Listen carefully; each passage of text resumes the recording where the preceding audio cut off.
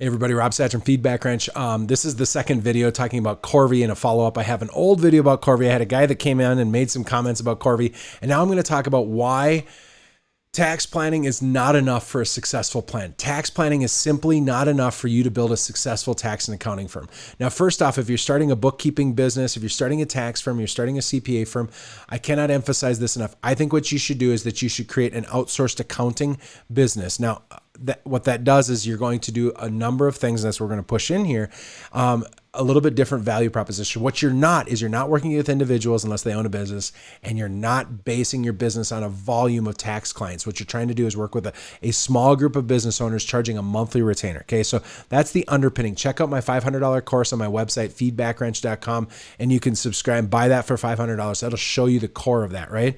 But let's talk more about why tax planning is not enough to be a successful firm, okay? So in the same sentence that you're going to say, hey, I'm going to be able to save you $12,000 this year, and in the next couple of years, you're going to save $6,000 a year.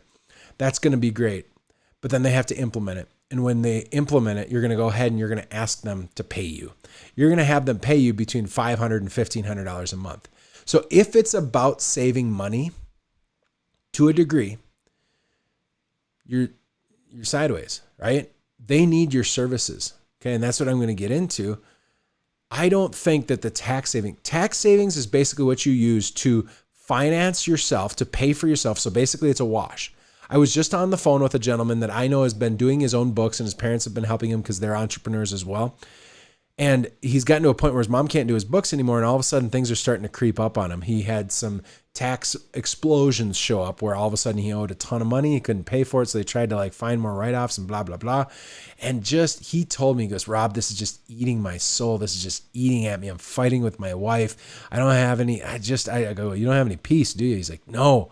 And what was interesting is this whole thing, I was telling him, I'm like, dude, you're not an S Corp. I'm pretty sure he's making 150 G's. I'm like, I'm pretty sure you have $4,000 to $7,000 worth of SE taxes you won't have to pay. And if you go find somebody that will do this for you, it's probably going to cost you $500 to $800 a month. So basically, you can get all your accounting done, get rid of that horrible feeling, and it won't cost you anything.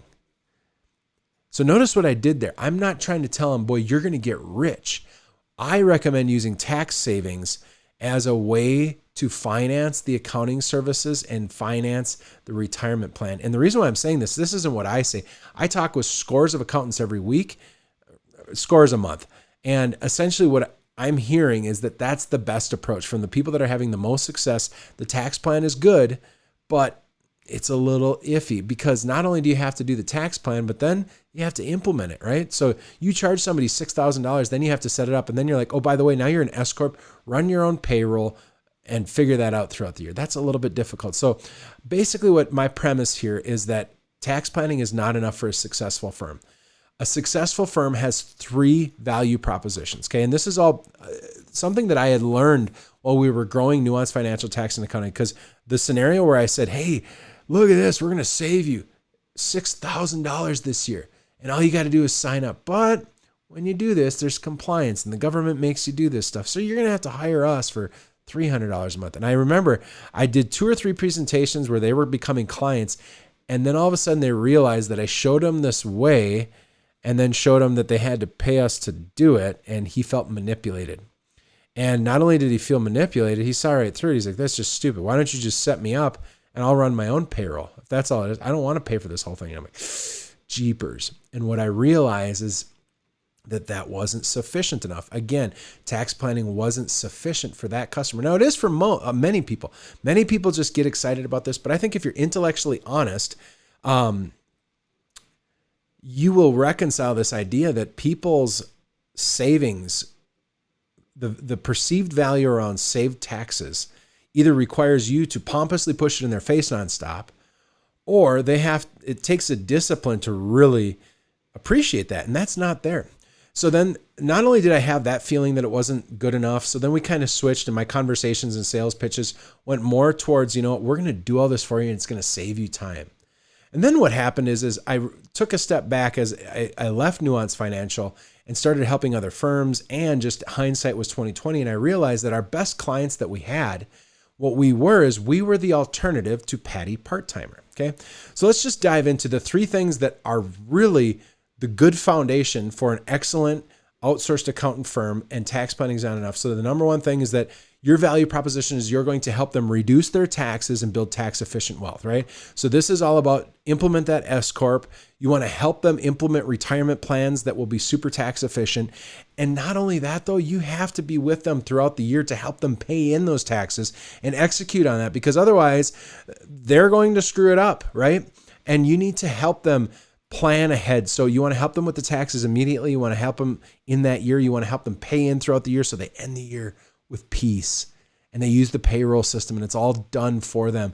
And that will help them save taxes and get them into retirement plans and get them into real estate and show them the path towards that.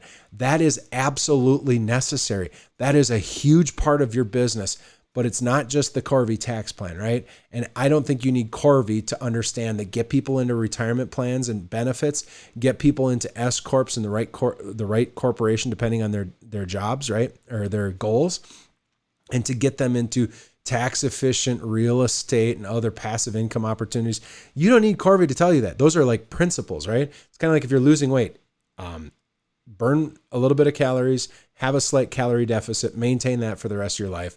That's what you got to do, right? There are principles that we're going to bring to play. Now, you know the tactics and the strategies and then the tactics, but that's the core. So number one, that's what you're going to do. Number two, you're going to help them increase productivity, save time, and avoid hiring staff. Okay, this is where and I was just walking through this yesterday, and that's why I made this video. I was telling the guy, I go, you know what? Your mom used to spend about 4 hours a week, 4 hours a week doing your books. And no matter what, that 4 hours a week is not, you're not paying for it, but there's a cost to that, right? So let's just say an accountant's about $25 an hour right now.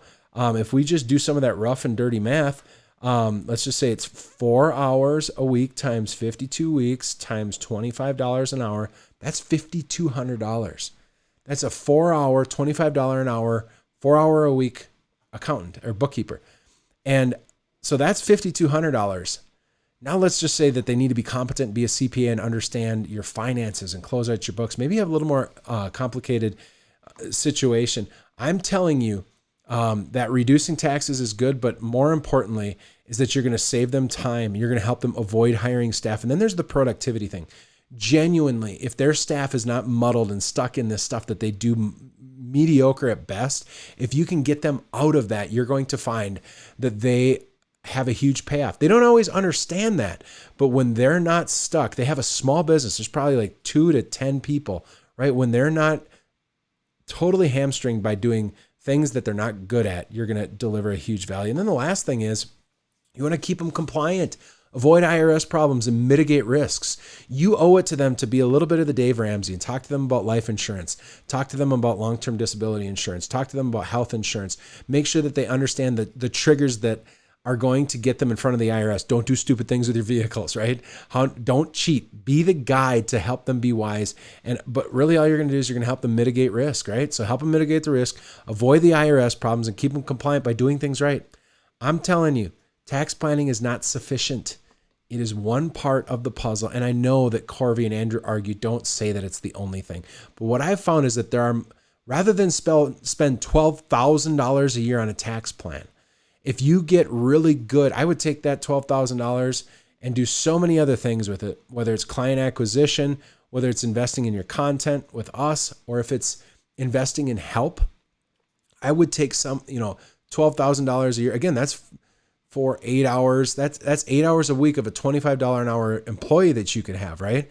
That $12,000 is huge. And I know that they have other packages and stuff. I think they're doing great jobs. I think it's good. But I'm telling you, before you spend 12 grand on Corvee, that's what I would look at.